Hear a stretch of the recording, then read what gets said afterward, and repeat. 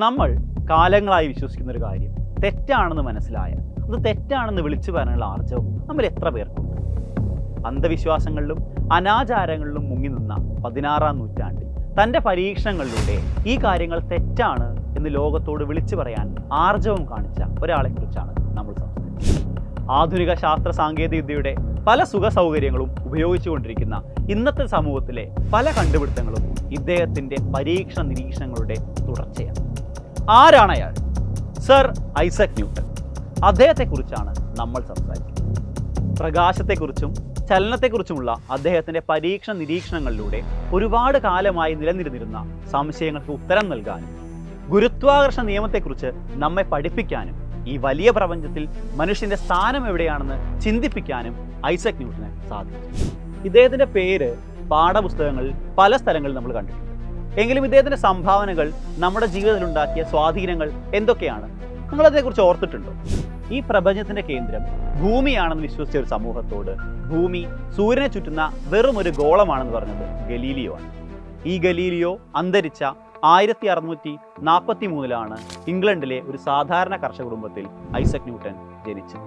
School പഠനകാലത്ത് ശരാശരി നിലവാരം മാത്രം പുലർത്തിയ ഒരു ഇൻട്രോവേർട്ട് വിദ്യാർത്ഥിയായിരുന്നു ഐസക് ന്യൂട്ടൺ. സഹപാഠിയുടെ കളിയാക്കലാണ് അദ്ദേഹത്തിൻ്റെ വിജ്ഞാനദാഹത്തെ തുറന്നുവിട്ടത്. ആ ഒരു വിജ്ഞാനദാഹം മരണം വരെ കാത്തു സൂക്ഷിക്കാൻ അദ്ദേഹത്തിനായി. കുടുംബ സാഹചര്യങ്ങൾ കൗമാരപ്രായത്തിലെ ഐസക് ന്യൂട്ടനെ ഒരു കർഷകനാക്കാൻ നിർബന്ധിച്ചു. പക്ഷേ കൃഷി ആവശ്യങ്ങളിലേക്ക് പോകേണ്ടി വന്നിരുന്നെങ്കിലും അദ്ദേഹത്തിന് ആ പരീക്ഷണം ചെയ്യാനുള്ള ആ ഒരു ടെൻഡൻസി അല്ലെങ്കിൽ ആ ഒരു കഴിവ് അവിടെ തന്നെ ഉണ്ടായിരുന്നു. സോ അദ്ദേഹം കൃഷി ആവശ്യമുള്ള ഡിവൈസുകൾ മോഡിഫൈ ചെയ്തിട്ടും അതുപോലെ തന്നെ ചെറിയ ചെറിയ യന്ത്രങ്ങൾ ഉണ്ടാക്കിയിട്ടും രസകരമായിട്ടുള്ള കളിപ്പാട്ടങ്ങൾ ഉണ്ടാക്കിയിട്ടും ആ ഒരു ശാസ്ത്ര പരീക്ഷണങ്ങൾ ചെയ്യാനുള്ള ആ ഒരു താല്പര്യം തുടർന്നുകൊണ്ടേയിരുന്നു.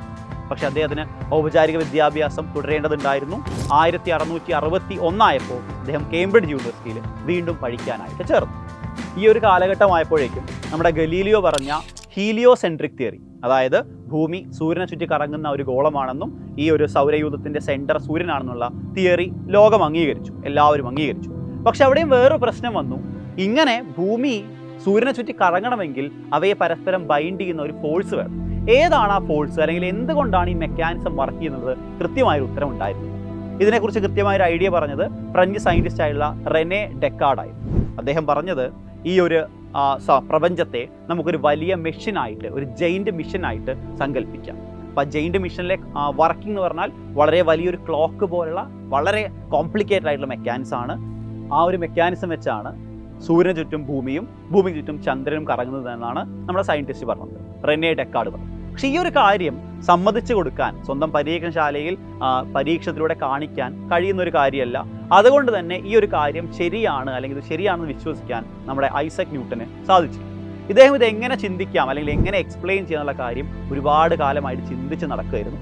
ആ സമയത്താണ് വളരെ ഫേമസ് ആയിട്ടുള്ള നമ്മുടെ ആപ്പിളിൻ്റെ കഥ വരുന്നത്. ന്യൂട്ടനും ആപ്പിളും വളരെ ഫേമസ് ആണ്, അല്ലേ? സോ ആപ്പിളിനെ കുറിച്ച് പറയുകയാണെങ്കിൽ ലോകത്തെ മാറ്റിമറിച്ച 3 ആപ്പിളുകളാണുള്ളത്. ആദ്യത്തെ ആപ്പിൾ നമ്മുടെ വിലക്കപ്പെട്ട കനി, അല്ലെ? ആദം കഴിച്ച വിലക്കപ്പെട്ട കനിയാണ്. രണ്ടാമത്തെ ആപ്പിളാണ് നമ്മുടെ സ്വന്തം നമ്മുടെ ന്യൂട്ടൻ്റെ ഈ ആപ്പിൾ. മൂന്നാമത്തെ ആപ്പിൾ നമുക്ക് എല്ലാവർക്കും അറിയാം, ആപ്പിൾ പ്രൊഡക്റ്റ് സ്റ്റീവ് ജോബ്സിൻ്റെ. സോ ബാക്ക് ടു നമ്മുടെ ആപ്പിൾ, ന്യൂട്ടൻ്റെ ആപ്പിളിലേക്ക് വരുന്നത്. എങ്ങനെയാണ് ഈ ആപ്പിളിൻ്റെ കാര്യം വെച്ചിട്ട് ഈ ഒരു ഭൂമി കറങ്ങണ കാര്യം നമ്മുടെ ന്യൂട്ടൺ പറഞ്ഞത്? സിമ്പിളായിരുന്നു കാര്യം. നിങ്ങളെല്ലാവരും വിചാരിക്കുന്ന പോലെ, അല്ലെങ്കിൽ നമുക്ക് അറിയുന്ന പോലെ ആപ്പിള് ന്യൂട്ടനെ തലേക്കൊന്നും വീണിട്ടില്ല. ആക്ച്വലി ന്യൂട്ടൺ ഈ കാര്യങ്ങളൊക്കെ ചിന്തിച്ച് പരീക്ഷാലയ്ക്ക് പുറത്തിറങ്ങി അദ്ദേഹം റെസ്റ്റ് ചെയ്യാൻ വേണ്ടിയിട്ട് ഒരു ആപ്പിൾ മരത്തിൻ്റെ താഴെ ഇരുന്നു. ആ സമയത്ത് ഒരു ആപ്പിൾ സൈഡിലൂടെ വീണു. അദ്ദേഹം ആ ആപ്പിൾ വീണത് കാണാനിടയായി. അദ്ദേഹം ചിന്തിച്ചു, എങ്ങനെയായിരിക്കാം ഈ ആപ്പിൾ താഴേക്ക് വീഴുന്നത്? ആപ്പിൾ താഴേക്ക് വീഴണമെങ്കിൽ ഉറപ്പായിട്ടും ആപ്പിളിനെ ഭൂമി അട്രാക്ട് ചെയ്യുന്നുണ്ട്, അല്ലെങ്കിൽ ആപ്പിൾ താഴേക്ക് വീഴാനുള്ള കാരണം ഭൂമി അതിനെ അട്രാക്ട് ചെയ്തതാണ്. സോ ഇതുപോലെ മാസുള്ള എല്ലാ ബോഡീസും, ഈ യൂണിവേഴ്സിലെ മാസുള്ള എല്ലാ ബോഡീസും പരസ്പരം അട്രാക്ട് ചെയ്യുന്നുള്ള വളരെ ഫേമസ് ആയിട്ടുള്ള യൂണിവേഴ്സൽ ലോ ഓഫ് ഗ്രാവിറ്റേഷൻ ഇവിടെ നിന്നാണ് നമ്മുടെ ന്യൂട്ടൺ ഡെവലപ്പ് ചെയ്യുന്നത്, അല്ലേ? ഈ ഒരു യൂണിവേഴ്സൽ ഗ്രാവിറ്റേഷൻ ലോ അല്ലെങ്കിൽ ഈ അട്രാക്റ്റീവ് ഫോഴ്സ് വെച്ചിട്ടാണ് ഈ പ്രപഞ്ചത്തിലെ എല്ലാ കാര്യങ്ങളും, നമ്മൾ പറഞ്ഞ സണ്ണായാലും അതുപോലെ തന്നെ എർത്തായാലും മൂണായാലും എല്ലാവരും ആ സിസ്റ്റത്തിൽ നിൽക്കുന്നതും ആ മോഷൻ ഉണ്ടാകുന്നു. സോ ആ ഒരു കാര്യത്തിന് കൃത്യമായിട്ട് എക്സ്പ്ലനേഷൻ നൽകാൻ നമ്മുടെ ന്യൂട്ടന് സാധിച്ചു.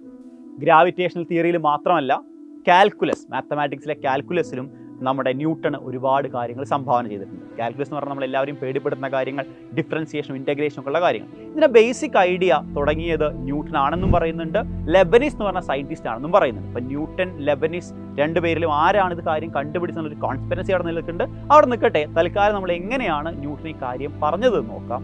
ഒന്നുമില്ല, നമുക്കറിയാം ആപ്പിൾ താഴേക്ക് വരുന്ന സമയത്ത് അതിൻ്റെ സ്പീഡ് കൂടിക്കൊണ്ടിരിക്കുകയാണ്, ഒരു ആക്സിലറേറ്റഡ് മോഷനാണ് അല്ലേ. അപ്പോൾ ഓരോ ഇൻസ്റ്റൻറ്റിലും അതിൻ്റെ വെലോസിറ്റി കണ്ടുപിടിക്കാൻ ഇൻഫൈനൈറ്റിസിമലി സ്മോൾ എന്ന് പറഞ്ഞ ഒരു കോൺസെപ്റ്റ് അദ്ദേഹം കൊണ്ടുവന്നു.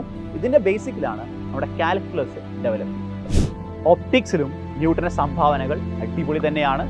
ഏറ്റവും ബേസിക് ആയിട്ടുള്ള കാര്യമാണ് white light consist of 7 colours. നമ്മളെ വൈറ്റ് ലൈറ്റിനെ സ്പ്ലിറ്റ് ചെയ്ത് കഴിഞ്ഞാൽ വിബ്ജിയോർ എന്ന് പറയുന്ന violet, IndiGo, blue, green, yellow, orange, red ഈ 7 കളറുകളും കിട്ടും എന്ന് കണ്ടുപിടിച്ചത് നമ്മുടെ ഐസക് ന്യൂട്ടൺ തന്നെയാണ്. സോ എങ്ങനെയാണ് ആ പരീക്ഷണം ചെയ്തത്? നമ്മൾ ഇതിന് മുന്നേയും കണ്ടിട്ടുണ്ട്. വെള്ളം വാട്ടർ ഡ്രോപ്സിലൂടെ വരുന്ന സമയത്ത് സ്പ്ലിറ്റിംഗ് കാണും. പക്ഷെ ആദ്യമല്ല നമ്മൾ വിചാരിച്ചത് ഈ വാട്ടർ ഡ്രോപ്പിൻ്റെ പ്രത്യേക പ്രോപ്പർട്ടിയാണ്, അല്ലെങ്കിൽ വാട്ടർ ഡ്രോപ്പിലെ കളറുകളാണ് നമ്മൾ കാണുന്നത് എന്നാണ് വിചാരിച്ചത്. പക്ഷെ ഇങ്ങനെയല്ല, ഇത് ലൈറ്റിനെ സ്പ്ലിറ്റിംഗ് ആണെന്ന് തെളിയിക്കാൻ അദ്ദേഹം ആദ്യം ഒരു പ്രിസം വെച്ചു, അതിനോട് ചേർന്ന് അടുത്തൊരു പ്രിസം ഇൻവെർട്ടഡ് ആയിട്ട്.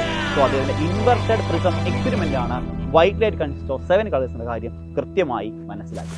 ന്യൂട്ടനും ഗലീലിയോയും തമ്മിലുള്ള ഒരു ബന്ധം നമ്മൾ പറഞ്ഞു. ബന്ധം എന്താ? ഗലീലിയോ മരിച്ച വർഷമാണ് ന്യൂട്ടൺ ജനിച്ചത്. പക്ഷേ ഗലീലിയോ ടെലസ്കോപ്പ് കണ്ടുപിടിച്ചിരുന്നു. ആ ടെലസ്കോപ്പിൽ വളരെ അഡ്വാൻസ്ഡ് ആയിട്ടൊരു മാറ്റം ഉണ്ടാക്കാൻ ന്യൂട്ടന് കഴിഞ്ഞു. നമ്മൾ 2 തരം ടെലസ്കോപ്പ് അറിയാം, ഗലീലിയൻ ടെലസ്കോപ്പ് ഉണ്ട്, ന്യൂട്ടോണിയൻ ടെലസ്കോപ്പ് ഉണ്ട്. ഗലീലിയൻ ടെലസ്കോപ്പിൻ്റെ ഏറ്റവും ഒരു ഡിസഡ്വാൻറ്റേജ് ആണ് അതിൽ ക്രൊമാറ്റിക് അബറേഷൻ ഉണ്ട്. എന്താ ക്രൊമാറ്റിക് അബറേഷൻ?